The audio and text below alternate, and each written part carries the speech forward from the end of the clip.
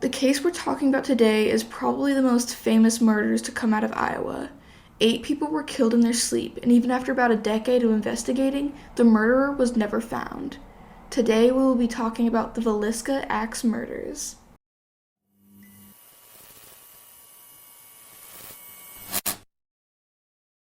First, I'd like to introduce you to the Moore family. Joe and Sarah Moore were the parents to 4 children, the eldest being Herman, who was 11, followed by Kathleen, who was 10, Boyd, who was 7, and Paul, who was 5.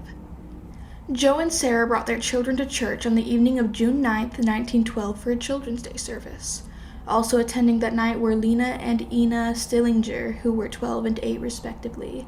They were neighbors of the Moore family and got permission from their parents to spend the night at the Moore's house that night. When the event ended around 9:30 p.m., the group walked home. They got ready for bed and didn't bother to lock the doors because usually in small-town Iowa, there is no need. But after midnight, long after everyone had fallen asleep, the killer took Joe's axe from the backyard and entered the house. The crime scene. The murderer used pieces of cloth he found around the house to cover every mirror. He also covered the faces of the victims, but with clothes instead. Each victim was reported to have been struck over the head with the blunt end of the axe 20 to 30 times. The ceiling in both the parents' and the children's room had gouge marks, assumably made by the upswing of the axe. He killed Joe and Sarah first, followed by the Moore children. There is no evidence that in either case the victims woke up before they died. Furthermore, none of this made enough noise to wake up the Stillinger girls who were sleeping downstairs.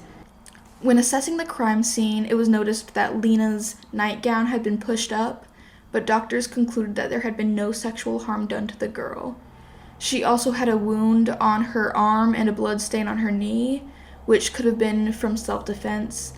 And if that's the case, then unfortunately she did wake up before she died.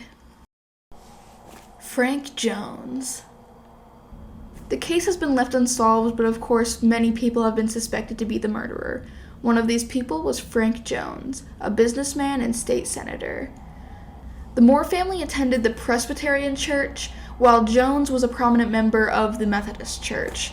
This led the Presbyterians to accuse Jones of murdering the Moores, and the Methodists stood by him and proclaimed his innocence. And although there was never a formal charge, a grand jury investigation and a long campaign to prove him guilty basically just ruined his political career. There are 2 reasons people think that he was guilty. Joe Moore used to work for him. He worked for him for 7 years and became the best salesman at the farm equipment business owned by Frank Jones. When Joe left, he took the John Deere account with him, basically turning himself from star salesman to #1 rival. The second reason for Jones to hate Moore: it was rumored that Moore slept with Jones's daughter-in-law. She was well known around the town for her affairs, and in a town that small, there's only so many men you can have an affair with. But by the end of Moore's life, he and Joe would cross the street to avoid each other. So, along with those affairs, the rivalry was well known. Reverend Lynn Kelly was weird. He traveled the Midwest to preach and had become a visiting minister to a number of communities near Villisca. But that's the extent of him being normal. He gained a reputation for odd behaviors. He spent time in a mental hospital, and he was convicted of sending obscene materials through the mail. The man was a sexual deviant. He had been caught looking into windows in Villisca a couple days before the murders. In 1914, he placed an ad in the Omaha World Herald for a girl stenographer who would be willing to pose as a model. A girl responded to this ad and received a letter from Kelly, which a judge described as so obscene, lewd, lascivious, and filthy as to be offensive to this honorable court and improper to spread upon the record thereof.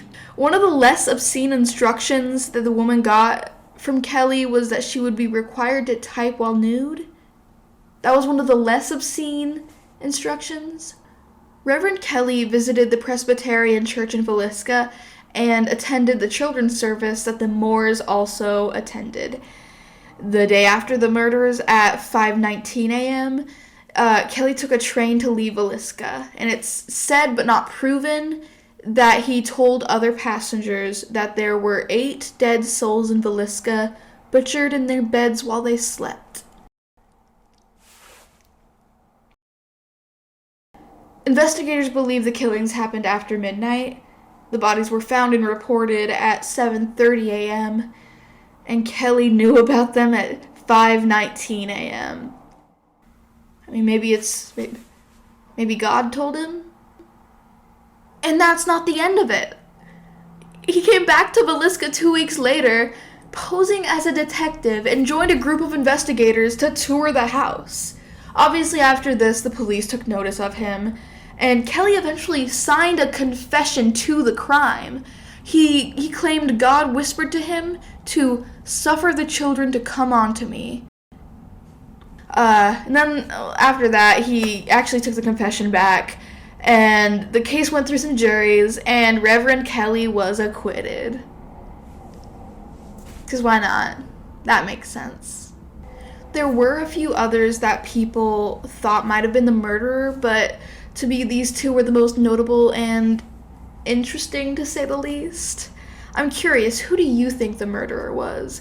Was it Joe Moore's rival? Was it a reverend that should not have been at that Children's Day service? Was it one of the other suspects, or do you have a theory of your own? Thank you for joining me and learning about the Villisca Axe Murders. I'll see you some other time.